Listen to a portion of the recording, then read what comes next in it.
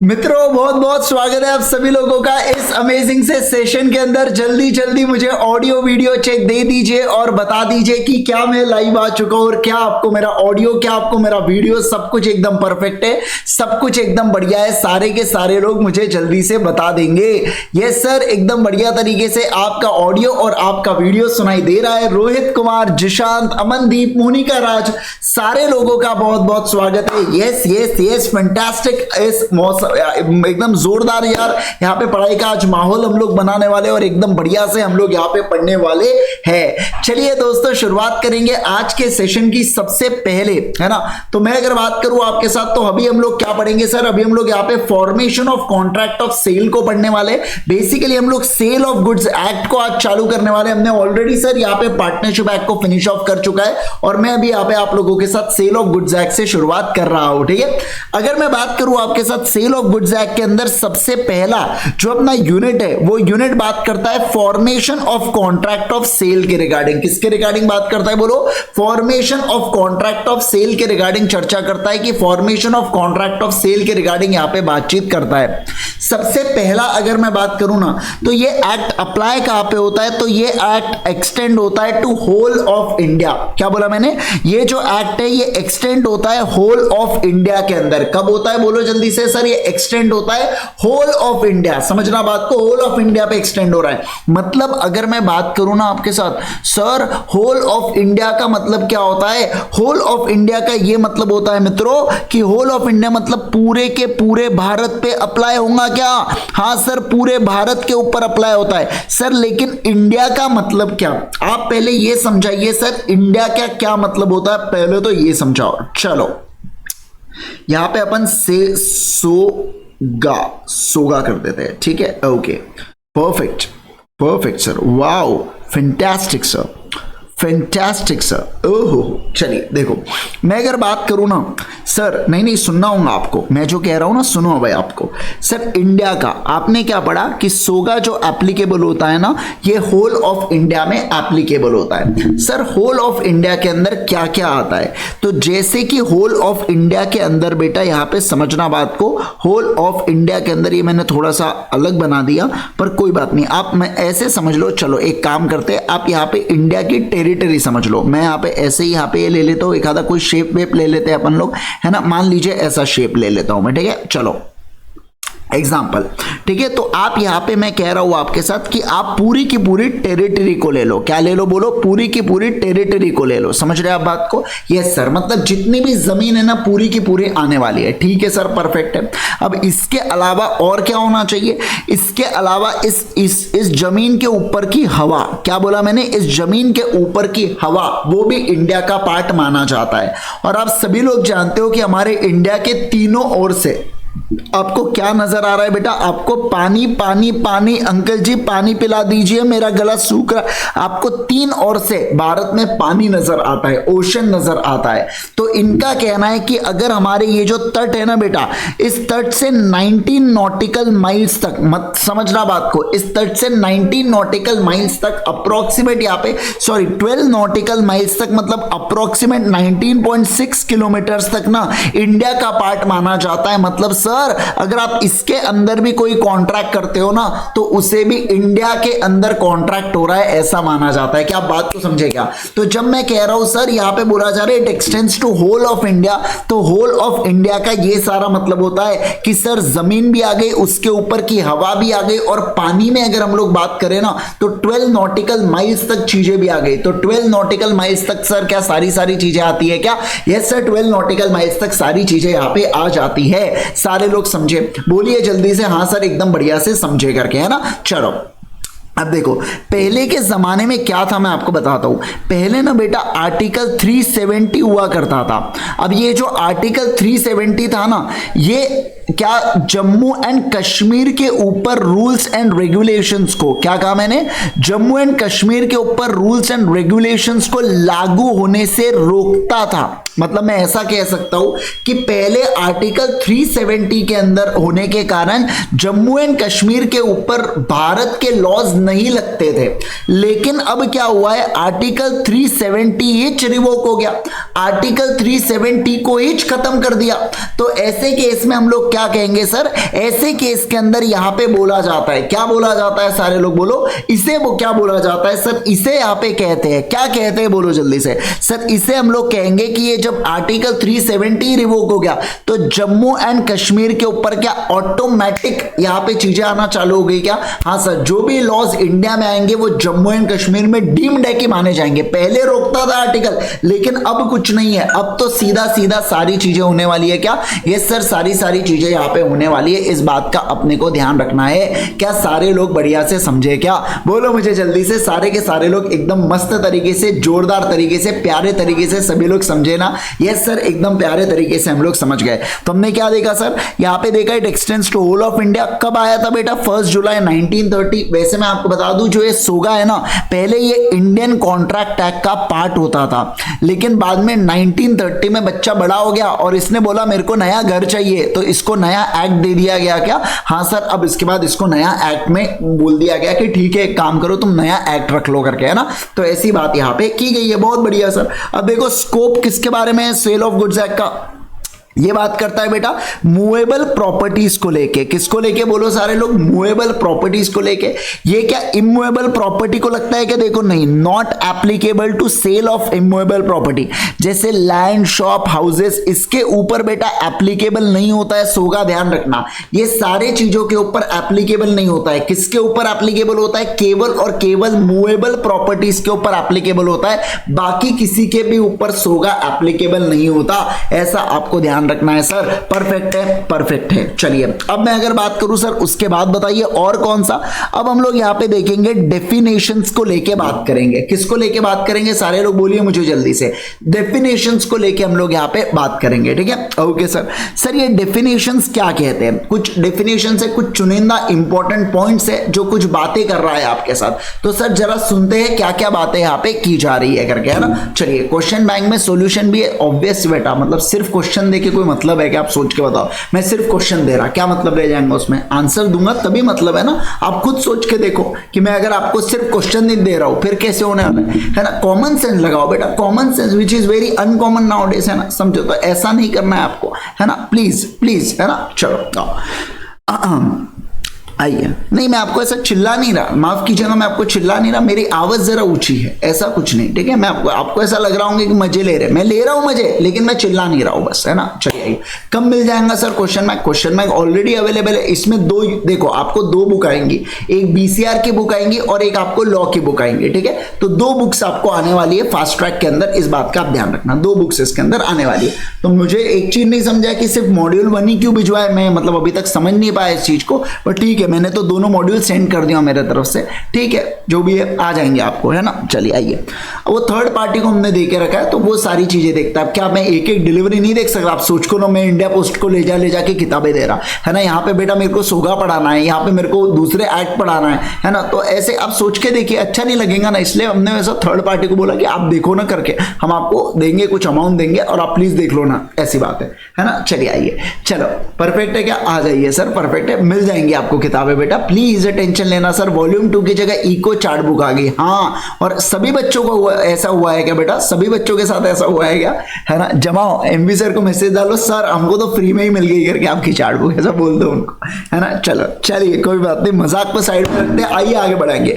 देखो मैं बात करूंगा अब आपके साथ बायर और सेलर को लेके मैं बात करूंगा। सर बायर मतलब कौन होता है बेटा? बायर मतलब ऐसा व्यक्ति जो गुड्स को खरीदता है या जो एग्री करता है कि मैं गुड्स को खरीदूंगा। क्या काम मैंने? सभी लोग बताइए मुझे जल्दी से। सबसे पहला, सोगा के नोट्स कब मिलेंगे? कौन से इसमें बेटा डिस्पैच हो जाएंगे तब मिल जाएंगे आपको, है ना? जिन लोगों के भी वो डिस्पैच हो गए, सारे लोगों को धीरे धीरे, है ना, सबको मिलेंगे। अब आप कहीं मान लीजिए आप आसाम में रहते हैं, अब ऐसे केस के अंदर और समय लगता है बेटा पहुंचने के लिए, 15-20 दिन लगते हैं। कोई गांव में रहता है, विलेज में रहता है, बस समय लगते हैं। मेट्रो सिटीज में 3-4-5 दिन के अंदर पहुंच जाते हैं वहां पे, है ना? हाँ, तो चलिए समय के साथ आपको मिल जाएगा बुक का पीडीएफ। कल परसों आपको ये क्या बोलते हैं तो उसको ओपन नहीं है ना पीडीएफ, पीडीएफ उसमें मिलेगा आपको, एनक्रिप्टेड फॉर्म में मिलेगा, तो 2-4 दिन में एनक्रिप्टेड फॉर्म में भी यहाँ पे आने वाला है। चलो बंद हो गया, अब मैं चैट को बंद कर रहा हूँ यहाँ से, ठीक है। चलिए आओ, अब अगर मैं बात करूँ सर, देखिए यहाँ पे क्या बोला जा रहा है, यहाँ पे बात हो रही है बायर और सेलर के बारे में। सर बायर किसके बारे में बात करता है? बायर मतलब क्या? बायर मतलब ऐसा व्यक्ति बेटा जो गुड्स को बाय करता है या एग्री करता है गुड्स को बाय करने का। क्या बात है, क्या बात है, क्या बोला मैंने? सर मैंने यहाँ पे बात किया बायर से रिलेटेड, मैंने बात किया बायर का मतलब क्या होता है सर? ऐसा व्यक्ति, समझिए बात को, ऐसा व्यक्ति जो क्या कर रहा है, जो गुड्स को खरीद रहा है या जो एग्री कर रहा है कि मैं गुड्स को क्या करूंगा, मैं गुड्स को खरीदूंगा, उसके बारे में बात यहां पे कर रहा है।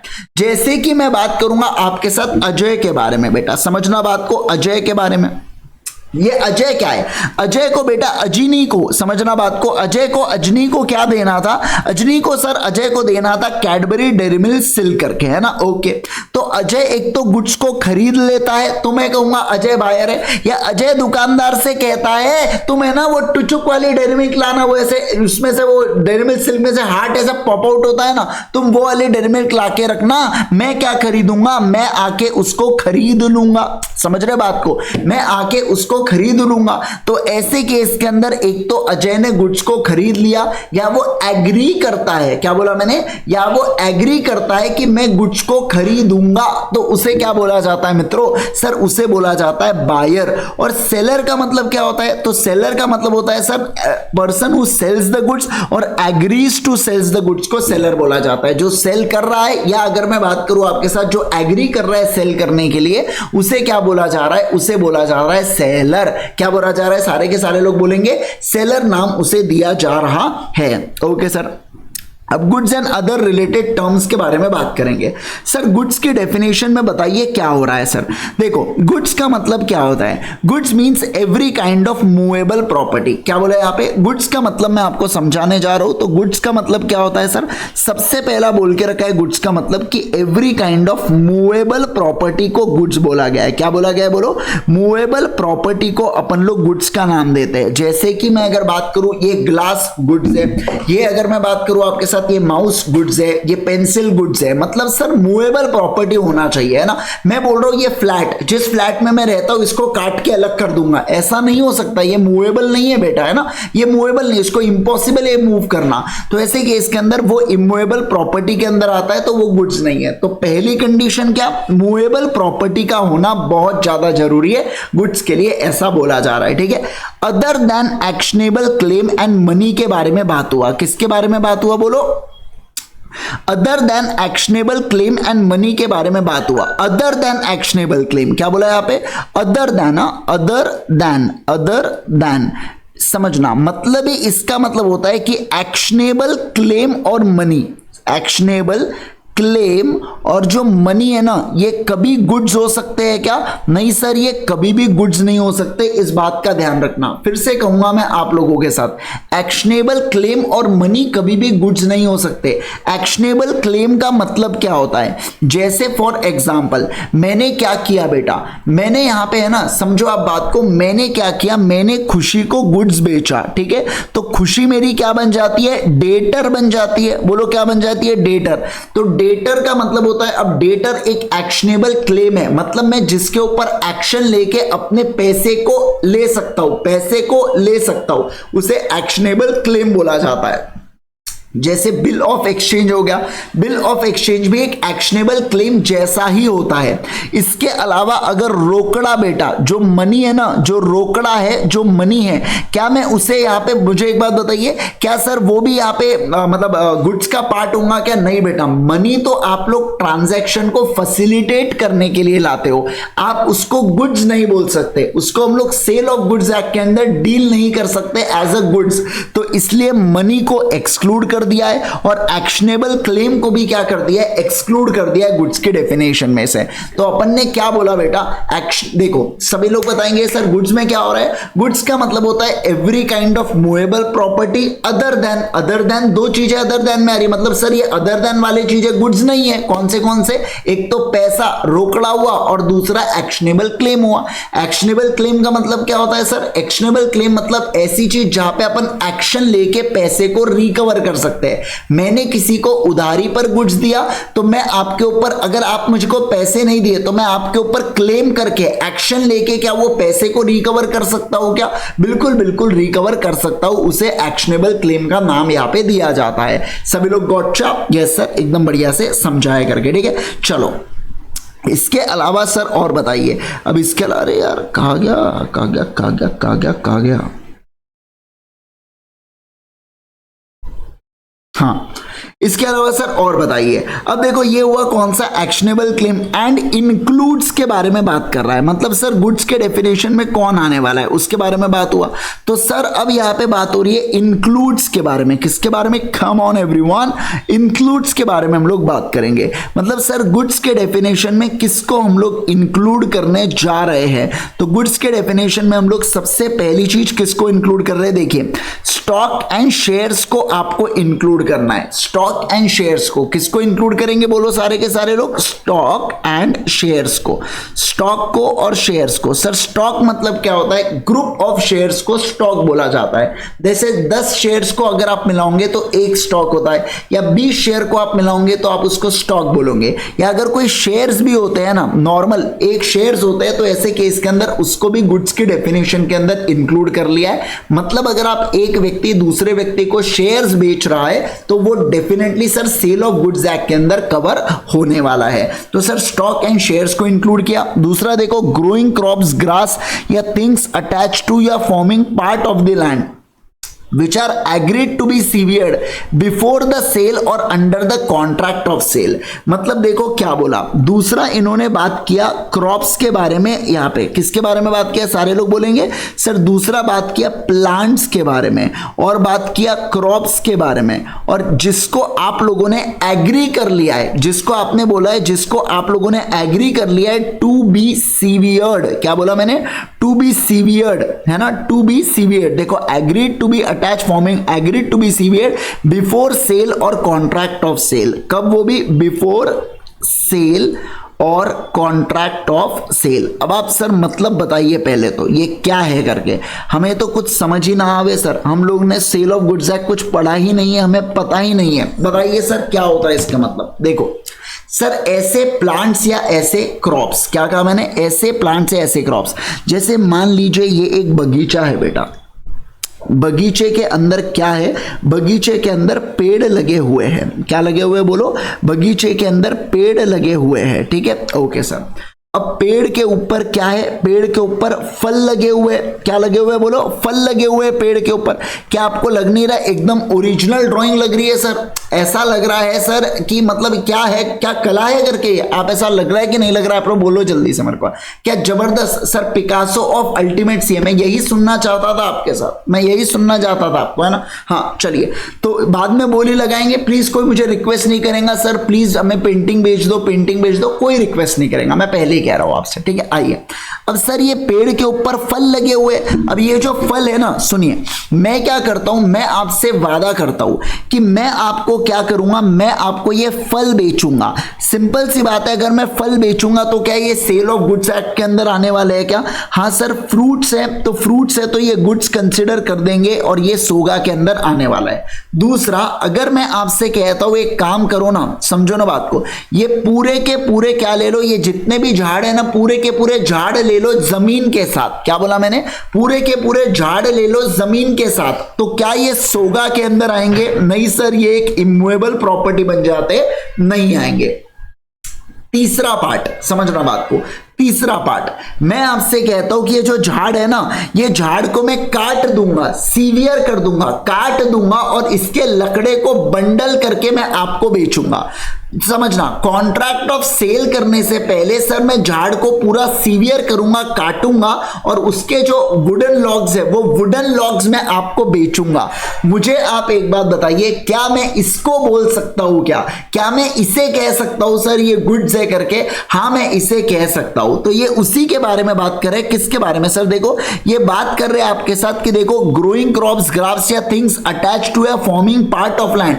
जो आपने वादा किया है कि आप उसको सीवियर करोगे, आप उसको अलग करोगे, आप उसको सीवियर करोगे बिफोर सेल और under the contract of sale. क्या कहा मैंने? बिफोर सेल और under the contract of sale आप उसको पहले अलग करोगे और उसके बाद बेचोगे, अलग करोगे फिर बेचोगे, अलग करोगे फिर बेचोगे, उसके बारे में यहां पे बात किया जाता है। तब सर अपन लोग इसे क्या कहते हैं? तब अपन लोग इसको गुड्स कहते हैं। क्या सारे लोग समझे?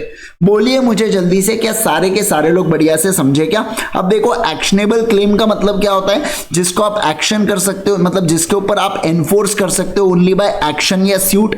जैसे कि डेट हो गया, फिक्स्ड डिपॉजिट रिसीट को आप गुड्स कंसिडर करोगे, एफडीआर को आप हमेशा गुड्स कंसिडर यहां पे करते रहोगे।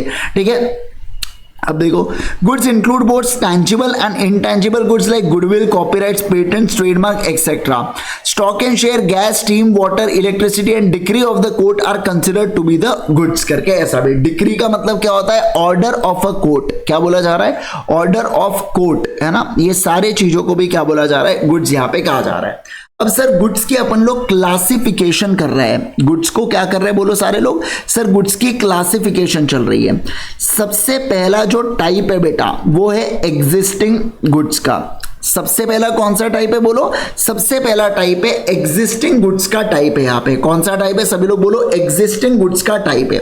सेकंड वाला जो टाइप है वो है फ्यूचर गुड्स का। कौन से इसका है? सभी लोग बोलेंगे फ्यूचर गुड्स का टाइप है। सेकंड वाला टाइप है फ्यूचर गुड्स का और तीसरा है कंटीजेंट गुड्स का।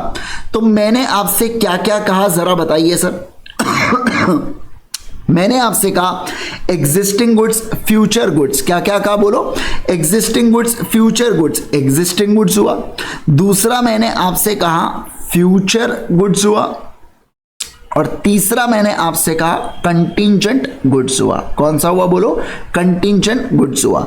पहला हुआ एग्जिस्टिंग, दूसरा हुआ फ्यूचर, तीसरा हुआ contingent. Consisting, existing, future, contingent, existing, future, contingent, ऐसे तीन प्रकार के गुड्स यहां पे हो गए हैं।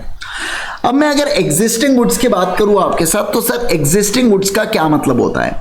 एग्जिस्टिंग गुड्स का मतलब होता है बेटा जो गुड्स मौजूद है जब मैं कॉन्ट्रैक्ट ऑफ सेल कर रहा हूं। जैसे कि फॉर एग्जांपल ये गुड्स मौजूद है जब मैं कॉन्ट्रैक्ट ऑफ सेल कर रहा हूं, ये माइक मौजूद है जब मैं कॉन्ट्रैक्ट ऑफ सेल कर रहा हूं, ये ग्लास मौजूद है जब मैं कॉन्ट्रैक्ट ऑफ सेल कर रहा हूं, ये कीपैड मौजूद है जब मैं कॉन्ट्रैक्ट ऑफ सेल कर रहा हूं, या ये मार्कर बेटा मौजूद है जब मैं कॉन्ट्रैक्ट ऑफ सेल कर रहा हूं, या अगर मैं बात करूं ये क्लिप्स मौजूद है जब मैं कॉन्ट्रैक्ट ऑफ सेल कर रहा हूं, तो मैं कहूंगा इसे एग्जिस्टिंग गुड्स बोला जाता है। क्या बोला जाता है बोलो? एग्जिस्टिंग गुड्स बोला जाता है। अब एग्जिस्टिंग गुड्स के अंदर भी क्या बोला गया? तीन और प्रकार की चीजें, स्पेसिफिक, एसर्टेन, अनएसर्टेन। क्या बोला बोलो सारे लोग? इसके अंदर भी तीन चीजें होती है। एक होता है स्पेसिफिक, दूसरा होता है एसर्टेन और तीसरा क्या है बेटा? सारे लोग बोलेंगे तीसरा है यहाँ पे अनएसर्टेन गुड्स। कौन सा है बोलो? अनएसर्टेन गुड्स के बारे में बात की जा रही है। तो तीन कौन से? Specific, ascertain, unascertain. Specific, ascertain, unascertain. Specific, ascertain, unascertain. तो अभी मैंने क्या बताया था? Existing goods. देखो, such goods which are in existence at the time of contract of sale, that is those goods are owned या possessed or acquired by the seller at the time of contract of sale। मतलब मान लो मैं दुकानदार हूं बेटा और आप मेरे दुकान के ऊपर आ रहे हो और मेरा नैपकिन का काम है, तो मेरे पास ये नैपकिन अभी भी possessed है। आप देख पा रहे हो ये जो नैपकिन है ये अभी भी मेरे पास रखा हुआ है, तो मैं कहूंगा आप लोगों के साथ सर इसे क्या बोला जाता है? इसे एग्जिस्टिंग गुड्स बोला जाता है। क्या बोला जाता है बोलो? सर इसे एग्जिस्टिंग गुड्स का नाम दिया जाता है, क्योंकि जब मैं कॉन्ट्रैक्ट ऑफ सेल बना रहा था ना, जब मैं कॉन्ट्रैक्ट ऑफ सेल बना रहा था तो मैं इस गुड्स को अपने पास था, ये गुड्स का एग्जिस्टेंस मेरे पास था, ये गुड्स मेरे पास थे, तो मैं इसे क्या कहता हूं? मैं इसे एग्जिस्टिंग गुड्स कहता हूं। सभी लोग बोलो, मैं इसे क्या कहता हूं? मैं इसे एग्जिस्टिंग गुड्स का नाम यहां पे देता हूं। क्या सारे लोग समझे? बोलो बोलो बोलो, कुछ तो बोलो। बोलो ना सर, क्या आप इस बात को बढ़िया से समझ रहे हो क्या? यस सर, फैंटास्टिक तरीके से हम लोग इस चीज को समझ रहे हैं। ठीक है, ओके सर। अब देखो स्पेसिफिक गुड्स का मतलब क्या होता है? Specific goods means identified and agreed upon at the time of contract of sale is made. मतलब क्या सर? जब स्पेसिफिक गुड्स का मतलब होता है कि जब दो लोगों के बीच में कॉन्ट्रैक्ट बन रहा है ना, जब सर दो लोगों के बीच में क्या बन रहा है, दो लोगों के बीच में कॉन्ट्रैक्ट बन रहा है, तो इस समय ही सर आप एग्री कर जाते हो गुड्स के लिए। क्या कर जाते हो बोलो सर, इस समय ही आप एग्री कर जाते हो गुड्स के लिए, तो उसे बोला जाता है स्पेसिफिक गुड्स। जैसे मैं मान लो दुकान पे गया, है ना, मान लो मैं दुकान के ऊपर गया, अब दुकान में बहुत सारे बिस्किट पैकेट रखे हुए हैं, मैं उससे क्या कहता हूं, भैया वो वाला बोरबॉन का बिस्किट पैकेट देना। वो उठाता है, मेरे को लाके देता है, मैं कहता हूं बस मेरे को यही बोरबॉन का पैकेट चाहिए। या मान लो मैं दुकान में गया, बहुत सारे माउस वहां पे रखे हुए थे, मैं कहता हूं मुझे यही वाला माउस चाहिए, वो कहता है मैं तुझे यही वाला माउस बेचूंगा, तो मैं कहूंगा ये इसे बोला जाता है स्पेसिफिक गुड्स। मतलब जब यहां पे दो पार्टी कॉन्ट्रैक्ट कर रही है ना, उस समय वो लोग एग्री कर चुके हैं कि कौन से गुड्स बिकने वाले हैं, या उस समय उनको पता है कि कौन से गुड्स के बारे में डील किया जा रहा है, उसे बोला जाता है स्पेसिफिक गुड्स। क्या बोला जाता है बोलो सर, इसे हम लोग कहते हैं स्पेसिफिक गुड्स। मतलब दोनों पार्टीज बायर और सेलर, मतलब सर दोनों पार्टीज बायर और सेलर डिसाइड कर लेते हैं कि कौन सा गुड्स बिकने वाला है, बस उसे ही बोला जाता है क्या, स्पेसिफिक गुड्स का नाम यहां पे दिया जाता है। समझ रहे क्या बात को? देखो, specific goods means the goods identified and agreed upon at the time of contract of sale. तो जिस समय कॉन्ट्रैक्ट ऑफ सेल बन रहा है ना, उस समय आप गुड्स को आइडेंटिफाई करके रख लेते हो, या उस समय आप गुड्स को यहां पे ढूंढ के रख लेते हो। ठीक है सर। दूसरा, ये हुआ स्पेसिफिक। दूसरा, ascertained goods. Ascertained goods are those goods which are identified in accordance with agreement after the contract of sale is made. मतलब क्या बोला जा रहा है कि जैसे अब देखो, when from the lot or out of large quantity of unascertain goods the number of quantity is identified, such identify is known as certain goods के बारे में बात किया जा रहा है। देखो यहां पे क्या होता है सर, एज सर्टेन गुड्स के साथ स्पेसिफिक के समय एट सेम टाइम अपन सिलेक्ट करते हैं। यहां पे क्या होता है, पहले कॉन्ट्रैक्ट बनता है और उसके बाद गुड्स सिलेक्ट किए जाते हैं। उसके बाद क्या किए जाते हैं, गुड्स सिलेक्ट किए जाते हैं। जैसे देखो, मैं अगर बात करूं, मान लीजिए आप कोई शॉप में जा रहे हो, आपने वो शॉपकीपर्स के वहां पे बहुत सारे ऐसे है ना बिस्किट पैकेट, बहुत सारे बिस्किट पैकेट ऐसे रखे हुए हैं। आप उससे क्या कहते हो, भैया मुझे 50 क्या चाहिए, मुझे 50 है ना पार्ले जी के बिस्किट पैकेट चाहिए करे।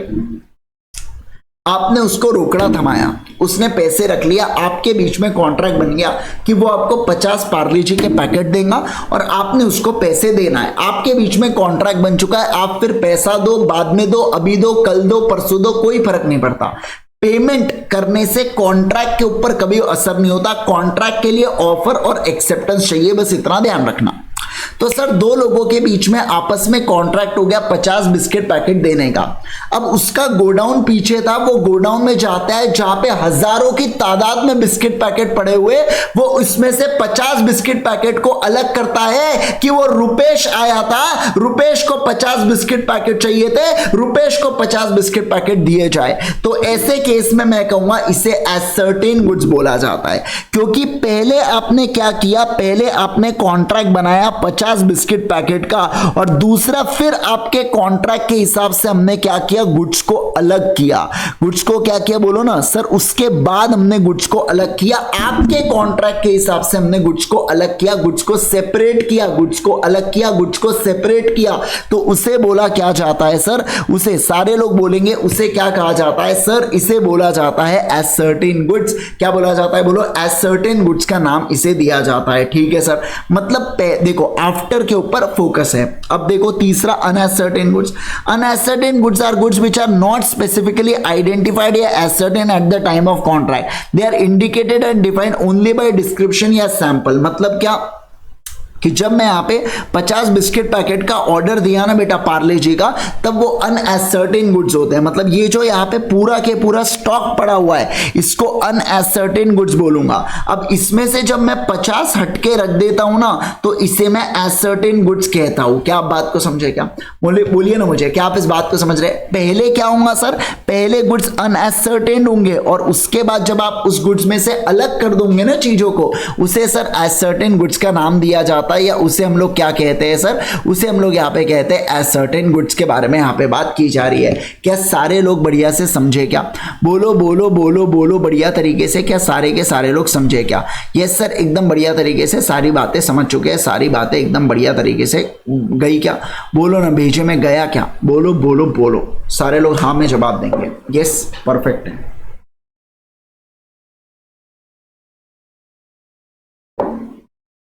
अमेजिंग, बहुत बढ़िया। आओ, हाँ सर, स्पेसिफिक और असर्टेन में बस after and eight the time का डिफरेंस है। बिल्कुल सही बोला रोहित कुमार, बहुत बढ़िया, बहुत ही बढ़िया, है ना। आओ, अच्छा एक बात बता दो, ये अपनी फास्ट ट्रैक बैच है, आपने घर पे बेटा क्या करना है, आपको घर पे ना रिवाइज करना है, समझना है ना। समय समय पर आपको जैसे जो जो मैं क्लास में पढ़ाऊंगा उतना जाके घर पे बढ़िया से रिवाइज कर देने का, ठीक है। चलिए, चल रहे क्या आप बात को? चलिए आइए आगे बढ़ेंगे बेटा। नेक्स्ट अगर मैं बात करूं आपके साथ फ्यूचर गुड्स के बारे में हम लोग यहाँ पे बात करेंगे, है ना। चलिए आइए सर, फ्यूचर गुड्स का क्या मतलब होता है? फ्यूचर गुड्स मतलब सर दो goods that are to be manufactured या प्रोड्यूस या acquired by the seller after making contract of sale. A contract of sale of future goods is always an agreement to sell. It is never actual sale because the person cannot transfer that is not in existence. मतलब क्या बोला जा रहा है sir? मतलब simple सा अर्थ ये है कि यहाँ पे गुड्स बाद में मैन्युफैक्चर होंगे या प्रोड्यूस होंगे या एक्वायर किए जाएंगे सेलर के द्वारा। मतलब पहले सर कॉन्ट्रैक्ट ऑफ सेल बनता है।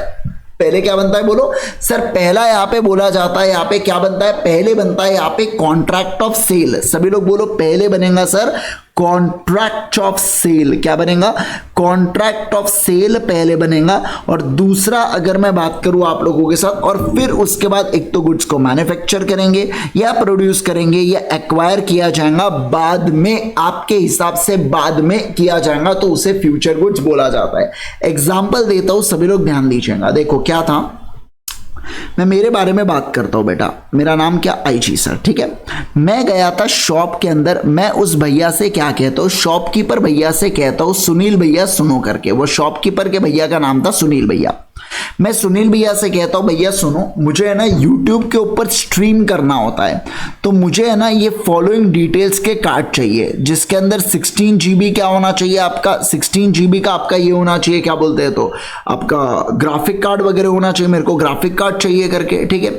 इसके अलावा सर 1 TB का आपका SSD दे देना मेरे को। फिर इसके अलावा सर मेरे को कौन सा चाहिए? मेरे को गेमिंग पीसी चाहिए, थोड़ा सा मजबूत पीसी होना चाहिए, गेमिंग पीसी होना चाहिए, डबल फैन होने चाहिए, कोई इसमें डबल फैन भी आते हैं। तो ऐसे मैंने अलग अलग स्पेसिफिकेशन दिया, ठीक है। सुनील भैया कहते हैं ठीक है, मैं एक काम करता हूं, मैं क्या करता हूं, ठीक है आपके और मेरे बीच में कॉन्ट्रैक्ट हो गया, मैं आपसे 60,000 रुपए चार्ज करूंगा ये क्या बनाने के लिए, ये CPU इस प्रकार से बनाने के लिए, ठीक है। ये CPU मैं आपको बना के दूंगा, 60,000 रुपए मैं चार्ज करूंगा करके आपसे, ठीक है सर। बढ़िया है, बहुत बढ़िया। मैंने कहा ठीक है 60,000 रुपए ले लेना। अब ये सुनील भैया, अब हमारे मेरे और सुनील भैया के बीच में कॉन्ट्रैक्ट हो गया। अब सुनील भैया इसको असेंबल करना चालू करते हैं। बाहर से 16 GB का ग्राफिक कार्ड लाएंगे, कहीं से SSD लाएंगे, कहीं से कुछ लाएंगे, कहीं से कुछ लाएंगे। वो सारे चीजों को असेंबल करके मेरे लिए प्रोडक्ट बनाना चालू करते हैं। मतलब मैं क्या कहूंगा, इस प्रकार के गुड्स को क्या बोला जाता है? इस प्रकार के गुड्स को बोला जाता है फ्यूचर गुड्स। क्या बोला जाता है? सारे लोग बोलो, फ्यूचर गुड्स इसे बोला जाता है। मतलब पहले कॉन्ट्रैक्ट ऑफ सेल बनता है, समझना बात को, पहले कॉन्ट्रैक्ट ऑफ सेल बनता है, और एक बार कॉन्ट्रैक्ट ऑफ सेल बन गया तो उसके बाद गुड्स मैन्युफैक्चरर या एक्वायर किए जाते हैं। मैन्युफैक्चर या एक्वायर यहां पे किए जाते हैं, ऐसा यहां पे बोल रहे हैं। क्या आप बात को समझे? ओके सर, परफेक्ट है।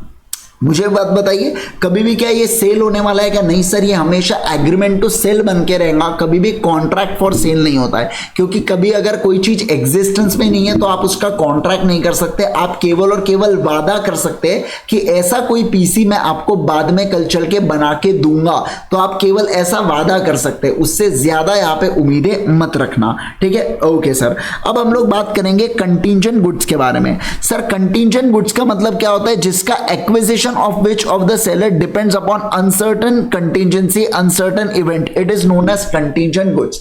तो contingent goods का मतलब क्या होता है सर? जिसका एक्विजिशन किसी थर्ड चीज के ऊपर डिपेंड होता है, किसी दूसरे इवेंट के ऊपर डिपेंड होता है। एग्जांपल दोगे सर? बिल्कुल देते हैं। जैसे देखो, मान लीजिए अगर मैं बात करूं आपके साथ, सुनो सुनो, है ना, सुनिए।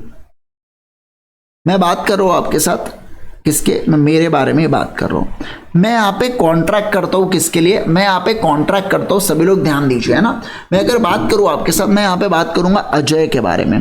अब ये जो अजय है ना बेटा, ये अजय जो है ना, सुनो ना बात को, ये जो अजय, मैं अजय से कहता हूं अजय मैं तुमको पैसे दूंगा, तुम बदले में मुझको बॉटल देना। क्या देना? बॉटल देना। गलत मत समझना दोस्तों, पानी की वो स्टील वाली बॉटल मैं मांगना चाह रहा हूं, आप जो समझ रहे भैया मत सोचना, ठीक है। चलिए आइए, एकदम फालतू की बातें मत सोचना, बिल्कुल बॉटल रंगीला रंगीला रंगीला रंगी, तो है ना। सुनिए, तो मतलब सर हम लोग, मैं आपको पैसे दूंगा, बदले में तुम बॉटल देना। ये मेरे और अजय के बीच में क्या हो गया? मेरे और अजय के बीच में कॉन्ट्रैक्ट बन गया। बोलो क्या बन गया? मेरे और अजय के बीच में कॉन्ट्रैक्ट बन गया।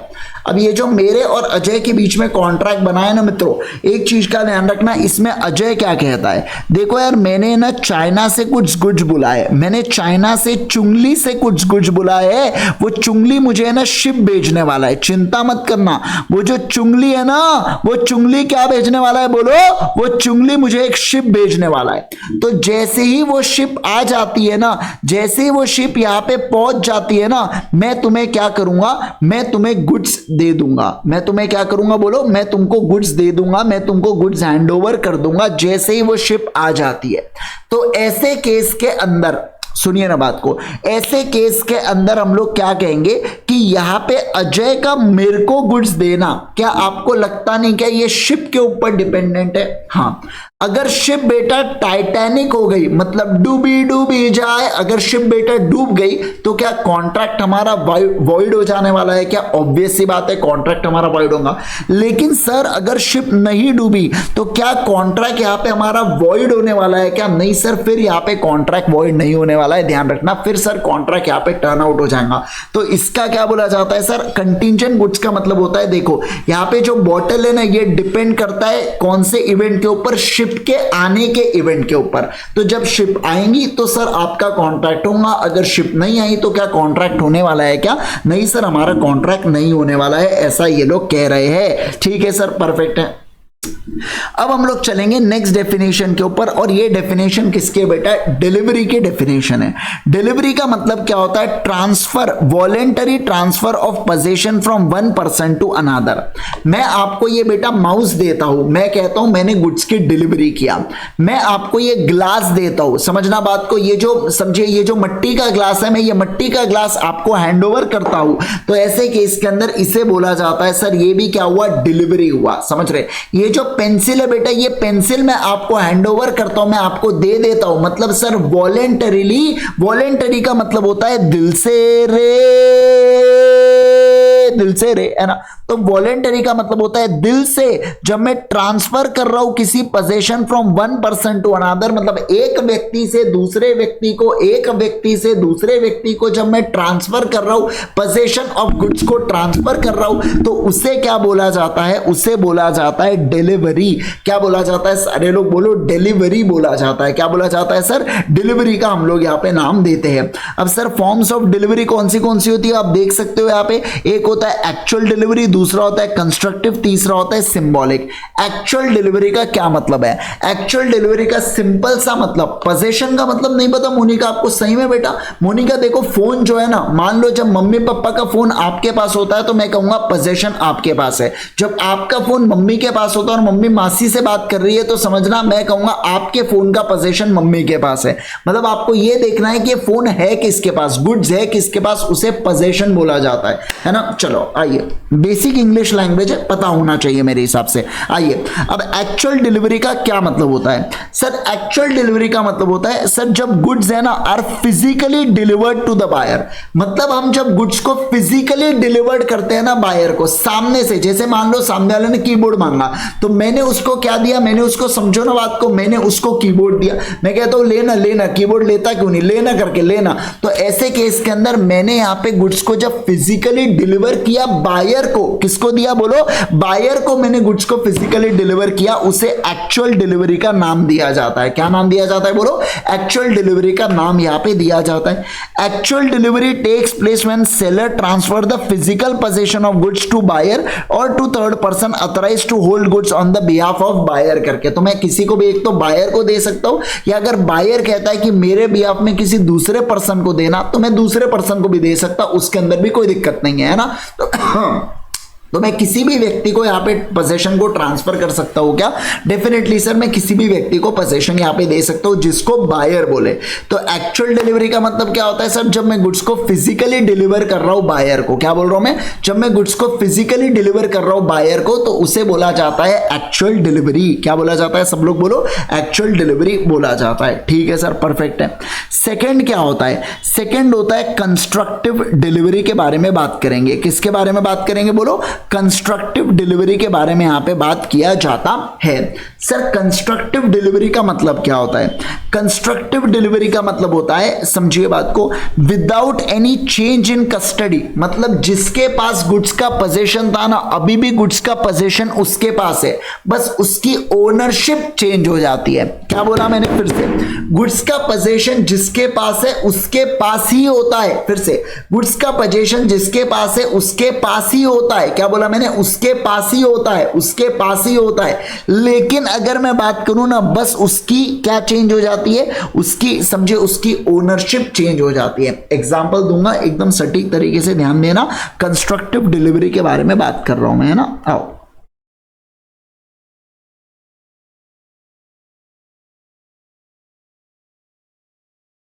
देखिए,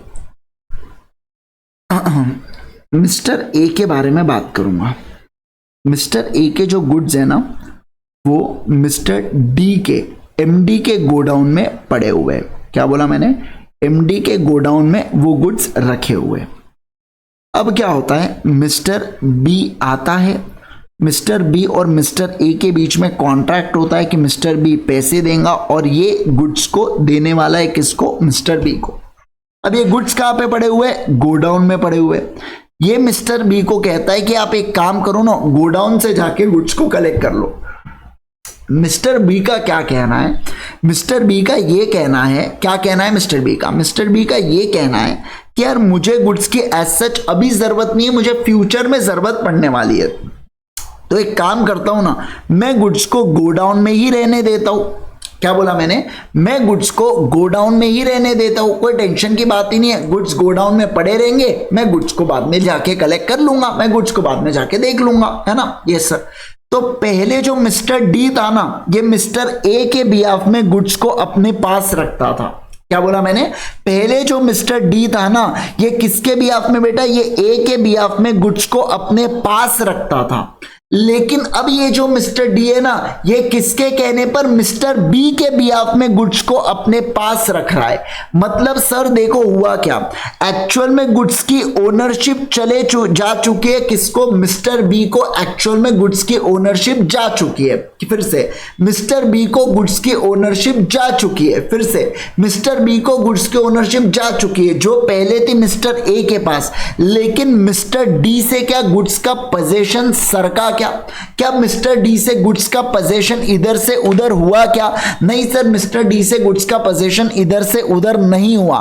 तो ऐसे केस में इसे बोला जाता है कंस्ट्रक्टिव डिलीवरी। मतलब सर जहां पे गुड्स का पोजीशन चेंज नहीं हो जा रहा है, मेयर एक्नॉलेजमेंट से, मेयर एक्नॉलेजमेंट, जब ये कहता है ना, मिस्टर डी कहता है ओके मैं क्या करूंगा, मिस्टर बी के बिहाफ में गुड्स को होल्ड करूंगा, तो सर मेयर एक्नॉलेजमेंट से गुड्स का मतलब हम लोग ऐसा मान लेंगे कि मिस्टर ए ने मिस्टर बी को गुड्स दे दिया, उसे कंस्ट्रक्टिव डिलीवरी बोला जा रहा है। क्या बोला जा रहा है बोलो, कंस्ट्रक्टिव डिलीवरी बोला जा रहा है। देखना यहां पे, it is affected without any change in custody. पहले भी मिस्टर डी के पास गुड्स थे, अभी भी मिस्टर डी के पास गुड्स है, और actual position of the thing as the case of delivery by attornment, है ना। अब देखो, constructive delivery takes place when a person in position of goods belonging to seller acknowledges to the buyer that he holds the goods on the buyer behalf. पहले जैसे मैं mister A के behalf में यहाँ पे गुड्स होल्ड कर रहा था, अब मैं मिस्टर सी के बिहाफ में गुड्स को होल्ड कर रहा हूं। तो ऐसे केस के अंदर मेयर एक्नॉलेजमेंट से, क्या कहा मैंने बोलो, बोलो, मेयर एक्नॉलेजमेंट से मैं क्या कर सकता हूं बेटा, मेयर एक्नॉलेजमेंट से सर यहां पे मैं गुड्स को होल्ड करके रख सकता हूं क्या, यस यस बिल्कुल बिल्कुल मैं गुड्स को होल्ड करके रख सकता हूं। इसे क्या बोला जाता है, इसे कंस्ट्रक्टिव डिलीवरी बोला जाता है। सभी लोग बोलो इसे क्या बोला जाता है, कंस्ट्रक्टिव डिलीवरी का नाम हम लोग इसे कहते हैं। ओके सर परफेक्ट है। अब देखो सिंबॉलिक डिलीवरी का मतलब क्या होता है, मान लो मुझे आपको कार बेचना है, तो मैं क्या कार को ऐसा उठा के आपके हाथ में देता क्या बेटा, नहीं ना, मैं आपको कार की चाबी देता हूं। मतलब कार की चाबी एक सिंबल होती है कि मैं आपको कार बेच रहा हूं। फिर से, कार की चाबी एक सिंबल होती है कि मैं आपको कार बेच रहा हूं। इसे क्या बोला जाता है, इसे सिंबॉलिक डिलीवरी बोला जाता है। क्या बोला जाता है बोलो सर, इसे सिंबॉलिक डिलीवरी कहते हैं। देखो, when there is a delivery of a thing in a token or of a transfer of something else, जैसे देखो delivery of goods in a course of transit may be made by handing over document of title of goods. Document of title of goods का मतलब जैसे invoice आपने दे दिया तो document of title दे दिया, या गाड़ी के कागजात मैंने सामने वाले के नाम पे कर दिया, उसको कागज दे रहा हूं मैं गाड़ी के, तो उसे सर डॉक्यूमेंट ऑफ टाइटल बोला जाता है। या बिल ऑफ लेडिंग हुआ, या railway receipt. Bill of lading कब होता है, जब आप बेटा यहाँ पे ट्रक से गुड्स को घुमाते हो, है ना। या रेलवे रिसिट हो गया, या डिलीवरी ऑफ ऑर्डर्स हो गए। तो ऐसी सारी चीजों के अंदर सर अपन लोग क्या कहते हैं, सर यहाँ पे है ना आपको एक्चुअल में गुड्स हैंड ओवर हो रहा है क्या, नहीं, कोई ना कोई सिंबल के थ्रू यहाँ पे गुड्स को आप हैंड ओवर कर रहे हो।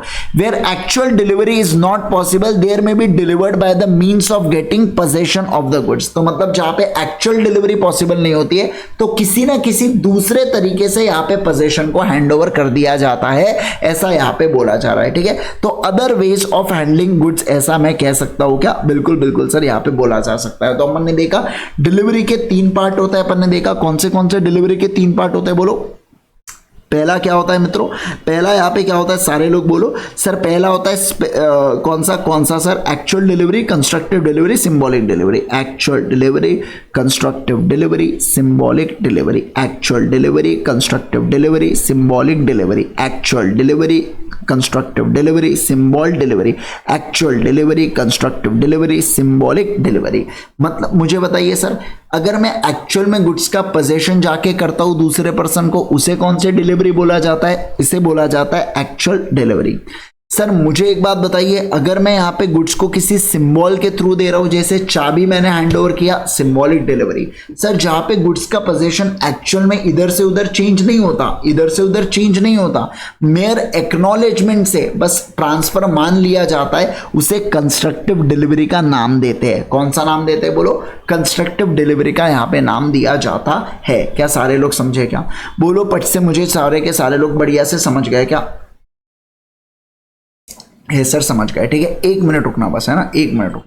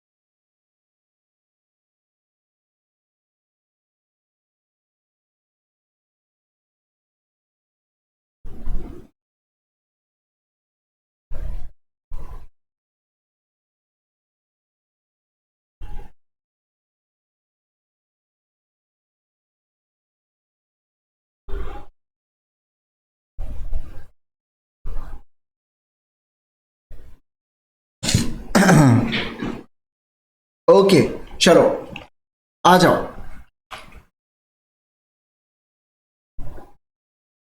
क्या हो रहा है?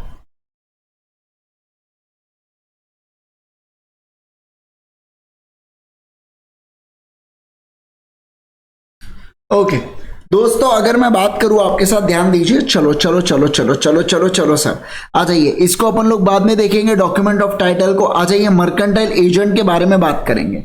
सर मर्केंटाइल एजेंट का मतलब क्या होता है, बताइए जल्दी से। मर्केंटाइल एजेंट मतलब ऐसा व्यक्ति, बेटा समझना, ऐसा व्यक्ति जो कस्टमरी कोर्स ऑफ बिजनेस के अंदर कस्टम्स के अनुसार गुड्स को सेल कर सकता है, गुड्स को बाय कर सकता है, गुड्स को कंसाइन कर सकता है, या देखो बाय कर सकता है, सेल कर सकता है, कंसाइन कर सकता है, या अगर मैं बात करूं ना आपके साथ बेटा, ये गुड्स को सिक्योरिटी के तौर पर रख भी सकता है किसी से पैसा रेस करने के लिए। मतलब बोल रहा है सर ये गुड्स को गिरवी भी रख सकता है। क्या बोला मैंने? बोलो सर ये गुड्स को गिरवी भी रख सकता है, ऐसा इनका कहना है। तो मैंने क्या क्या कहा बताइए जरा। मर्केंटाइल एजेंट का मतलब क्या होता है? मर्केंटाइल एजेंट मतलब सर ऐसा व्यक्ति जो कस्टमरी कोर्स ऑफ बिजनेस में क्या क्या कर सकता है। सर ये कस्टमरी कोर्स ऑफ बिजनेस में परचेस कर सकता है गुड्स को, सेल कर सकता है गुड्स को, इसके अलावा सर कंसाइन कर सकता है गुड्स को, और इसके अलावा सर ये इसको सिक्योरिटी के तौर पर गिरवी भी रख सकता है। क्या बोला मैंने? बोलो सिक्योरिटी के तौर पर इसको गिरवी भी रख सकता है। क्या? बिल्कुल बिल्कुल सर, इसको गिरवी भी रख सकता है। उसे मर्केंटाइल एजेंट का नाम दिया जाता है। क्या नाम दिया जाता है? सभी लोग बोलेंगे मर्केंटाइल एजेंट का नाम दिया जाता है ऐसे पर्सन को। परफेक्ट है, एब्सोल्युटली परफेक्ट है सर। अब देखो सिक्स्थ वाला पॉइंट, प्रॉपर्टी। प्रॉपर्टी का मतलब होता है दो प्रकार की प्रॉपर्टी। एक होता है बेटा प्रॉपर्टी, ईयर मींस ओनरशिप या जनरल प्रॉपर्टी के बारे में बात कर रहे हैं। यहां पे स्पेशल प्रॉपर्टी के बारे में अपन लोग बात नहीं कर रहे, ठीक है। जनरल प्रॉपर्टी या स्पेशल प्रॉपर्टी का यहां पे देखो मैं बात कर रहा हूं प्रॉपर्टी से रिलेटेड। किससे रिलेटेड? बोलो प्रॉपर्टी। और प्रॉपर्टी में भी कौन सी? जनरल प्रॉपर्टी के बारे में मैं बात कर रहा हूं आपके साथ, स्पेशल प्रॉपर्टी के बारे में बात नहीं कर रहा हूं, ठीक है। ओके सर, जनरल प्रॉपर्टी का क्या मतलब होता है समझना। एग्जांपल दे रहा हूं, अच्छे से ध्यान दीजिएगा, सुनिए बात को। सर जनरल प्रॉपर्टी का मतलब क्या होता है, अच्छे से फोकस करो। जैसे मैं अगर बात करूं आपके साथ, ये है बेटा मेरा फोन, समझिए बात को, ये मेरा लावा का फोन है ना। तो इस लावा के फोन के अंदर मेरी जनरल प्रॉपर्टी है। मतलब अगर मैं चाहूं बेटा तो इस लावा के फोन से मैं क्रिकेट खेलूं, मैं इस लावा के फोन से फुटबॉल खेलूं, मैं इस लावा के फोन से बैडमिंटन खेलूं, मैं इसको बेचूं, खाऊं पीऊं जलाऊं, कुछ भी करूं, मेरी मर्जी। तो जब भी गुड्स के ऊपर आपका इस प्रकार की ओनरशिप होती है कि आप जो चाहे, क्या बोला मैंने, आप जो चाहे आप वो कर सकते हो, तो उसे बोला जाता है जनरल गुड्स। क्या बोला जाता है? सारे के सारे लोग बोलो, उसे जनरल गुड्स बोला जाता है। मतलब सर जनरल गुड्स के अंदर ओनरशिप, जनरल गुड्स का मतलब होता है अपनी ओनरशिप होना। क्या होना? बोलो अपनी ओनरशिप होना। मतलब मैं जो चाहे जब मैं गुड्स के ऊपर कर सकता हूं, उसे जनरल गुड्स बोला जाता है। लेकिन मैं आपको एक बात बताऊं बेटा, मैं क्या करता हूं, मैं बेटा जाता हूं बैंक के पास। किसके पास? बोलो बैंक के पास जाता हूं। मैं बैंक को अपने गुड्स देता हूं। बैंक को क्या देता हूं? बोलो मैं बैंक को अपने गुड्स देता हूं और बैंक से उसके बदले में पैसे लेता हूं। सभी लोग बताना, मैं बैंक को अपने गुड्स देता हूं और बैंक को उसके बदले में बैंक से मैं पैसे लेता हूं। अब ऐसे केस के अंदर ये जो गुड्स है ना, ये बैंक के पास गिरवी पड़े हुए हैं। क्या पड़े हुए? बोलो ये बैंक के पास गिरवी पड़े हुए हैं। तो मैं कहूंगा बैंक की इस गुड्स के अंदर स्पेशल प्रॉपर्टी आ जाती है। मतलब बैंक को इस गुड्स का देखभाल करना होगा, समझना, बैंक को इस गुड्स का देखभाल करना होगा। बैंक इसके साथ क्रिकेट नहीं खेल सकती, बैंक इसके साथ बाकी चीजें नहीं कर सकती जो मैं कर सकता हूं, समझ रहे? हाँ, कल चल के अगर मैं लोन नहीं दिया और बैंक ने उसको बेचा, वो बात अलग है, लेकिन तब तक बैंक को उसके अंदर क्या ध्यान रखना है? क्या? हाँ सर, बैंक को उस गुड्स का ध्यान रखना है, अच्छे से ध्यान रखना है। बैंक बाकी कोई भी हरकतें नहीं कर सकती। मतलब सर बैंक के पास गुड्स है लेकिन वो बैंक की प्रॉपर्टी नहीं है, इस बात का ध्यान रखना। कुछ स्पेशल सर्कमस्टांसेस के अंदर वो गुड्स बैंक के पास गए, इसलिए उसको स्पेशल प्रॉपर्टी बोला जाता है। क्या बोला जाता है? बोलो, इसलिए उसको स्पेशल प्रॉपर्टी बोला जाता है। तो देखिए यहां पे property year means ownership and general property के बारे में बात कर रहे हैं. The property and goods means the general property that is all ownership right of the goods. It is quite possible that general property in a thing may be in one person and special property in same thing may be in another. जैसे जो मान लीजिए जो मैंने goods bank को दिया, तो जो गुड्स मैंने बैंक को दिया उसकी जनरल प्रॉपर्टी किसके पास है? वो मेरे पास है. सभी लोग बोलो वो किसके पास है? वो मेरे पास है. और उसकी स्पेशल प्रॉपर्टी किसके पास है बेटा? उसकी स्पेशल प्रॉपर्टी इसके पास है, यानी कि बैंक के पास उसकी स्पेशल प्रॉपर्टी है. क्या आप इस बात को समझे? Yes sir. मतलब कभी कभार ऐसा हो सकता है कि एक ही गुड्स के अंदर जनरल प्रॉपर्टी किसी और के पास हो और इसकी स्पेशल प्रॉपर्टी किसी और के पास हो, ऐसा यहां पे बोला जा रहा है. परफेक्ट है ना? यस सर, एब्सोल्युटली परफेक्ट है. ठीक है, चलो देखो example when article is pledge. तो अब मैंने जो आपको एग्जांपल दिया था वो यही था. The general property in the thing may be transferred subject to the special property continuing to remain with the another person. That is the pledgee has a right to retain the goods till the payment of stipulated is dues. मतलब क्या बोल के रखा है? मतलब sir ये बोला जा रहा है यहाँ पे, सिंपल सा अर्थ ये है कि मान लो अगर कल चल के मैं इस प्रॉपर्टी को बेचना चाहूं तो क्या मैं बेच सकता हूं? क्या बिल्कुल बेच सकता हूं. लेकिन ये जो गुड्स है ना, ये बैंक के पास तब तक रहेंगे जब तक मैं लोन को पूरा नहीं कर देता, या जब तक मैं लोन को पे नहीं कर देता तब तक वो गुड्स बैंक के पास होंगे. और एक बार मैंने बैंक को लोन दे दिया, किस्सा खत्म, गुड्स अपन अपने वापस ले लो और मैं इसको बेच सकता हूं. क्या? बिल्कुल बिल्कुल बेच सकता हूं. बेच तो वैसे पहले भी सकता हूं, लेकिन बैंक बोलेंगे हम प्रॉपर्टी तब तक नहीं देते जब तक हमारा लोन का पूरा पैसा नहीं आ जाता, है ना. तो ऐसी बात यहां पे की जा रही है. अब किसी को यहां पे मर्केंटाइल एजेंट नहीं समझाता. एजेंट का मतलब तो आपको पता होता है ना. एजेंट मतलब ऐसा व्यक्ति जो दूसरे व्यक्ति के बिहाफ में डिसीजन लेता है. मान लो फॉर एग्जांपल मैं मुंबई में धंधा नहीं कर सकता तो मैं वहां पे किसी पर्सन को एजेंट अपॉइंट करता हूं कि तू मेरे बिहाफ में धंधा कर. तो वो जो एजेंट है उसके क्या क्या पावर्स होते हैं?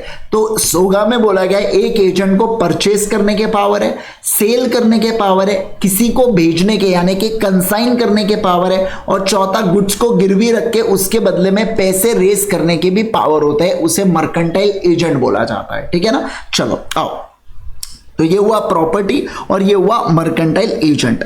अब मैं अगर बात करूं सर, अब और बताइए, अब मैं इंसॉल्वेंट के बारे में बात करूंगा. किसके बारे में बात करता हूं? बोलो जल्दी से मुझे. मैं यहाँ पे बेटा अमनदीप, आप समझिए बेटा, ये फास्ट ट्रैक बैच है, अपनी रेगुलर बैच नहीं है ना. और अपना अटेम्प्ट दिसंबर में ही है ना. अपना अटेम्प्ट ऐसा नहीं कि मई 24 जून 24. अगर मैं एक ही टॉपिक को 4 बार समझाऊंगा तो आप खुद सोच के देखो आपका और बाकियों का कितना समय वेस्ट होगा, है ना. तो ऐसा नहीं करना है. तो मैं जब समझा रहा हूं उसको आपको डिटेल में समझना है. अगर आपको मान लो नहीं समझा, कोई टेंशन की बात नहीं है ना. अपन उस टॉपिक को देख सकते हैं दोबारा से. आप सोच के देखिए ना, अगर मैं एक टॉपिक को बेटा मैं 5 मिनट दिया, उसको फिर से समझाया, तो बाकी जो जितने भी बच्चे बैठेंगे और जो रिकॉर्डेड देखेंगे, कितना लोगों का इसमें समझ आएगा. आप समझिए बात को, है ना. हाँ, अगर कुछ ही नहीं समझा, मुझे समझ में आ जाता है. अगर मेजॉरिटी बहुत सारे लोगों का डाउट है, मैंने जैसे आपसे पूछा, एक थोड़ा सा रूल बना लेते हैं. जैसे मैंने आपसे पूछा समझा क्या, अगर मेजॉरिटी लोगों ने रिपीट बोला तो कोई बात नहीं, मैं उसको फिर से रिपीट करूंगा. लेकिन अगर एक आधी का बात है तो थोड़ा सा समझना पड़ेगा आपको, है ना. चलिए आइए इंसॉल्वेंट के बारे में बात करेंगे. सर इंसॉल्वेंट का मतलब क्या होता है? ऐसा व्यक्ति बेटा जिसका दिवाला निकल चुका है. दिवाला निकल चुका है मतलब क्या? जब बेटा किसी व्यक्ति की जो लाइबिलिटीज है ना, जब किसी व्यक्ति की लाइबिलिटी एक्सीड हो जाती है असेट से. क्या बोला मैंने? जब किसी व्यक्ति की लाइबिलिटी एक्सीड हो जाती है असेट से, एक्सीड हो जाती है असेट से. जब किसी व्यक्ति की लाइबिलिटी एक्सीड हो जाती है असेट से, तो हम लोग, और समझना सिर्फ यही नहीं, इसके अलावा अगर अनेबल टू पे ड्यूज है, क्या अगर वो व्यक्ति ड्यूज को पे नहीं कर सकता, या वो व्यक्ति ड्यूज को पे नहीं, उसकी क्षमता नहीं है ड्यूज को पे करने की, तो उसे बोला जाता है इंसॉल्वेंट. क्या बोला जाता है? इंसॉल्वेंट. यानी कि बोला जाता है मित्रों उसका दिवाला निकल जाना. सर मुझे आप एक बात बताइए, ये लाइबिलिटी ग्रेटर देन असेट की बात है तो हम सारे के सारे लोग इंसॉल्वेंट है आज, है ना, क्योंकि हमारी जो लाइबिलिटी है वो असेट से ज्यादा है सर. लेकिन बेटा आपका अनेबल टू पे ड्यूज नहीं है, क्योंकि आपके पीछे है ना, समझ रहे आप बात को, आपके पीछे है ना इंसान रूपी भगवान. तो ऐसे केस के अंदर वो आपका ये वाला सीन नहीं होने देते, इसलिए हम लोग कहेंगे कि आप इंसॉल्वेंट नहीं हो. अदरवाइज अगर सिर्फ ये कंडीशन होती तो न जाने कितने सारे लोग इंसॉल्वेंट हो जाते. है, ठीक है। तो liability plus liability is greater than dues plus unable to pay dues होना चाहिए। क्या बोला मैंने? अनेबल टू पे ड्यूज होना चाहिए। तब मैं क्या कहता हूं? तब मैं कहता हूं कि एक व्यक्ति क्या होता है सर?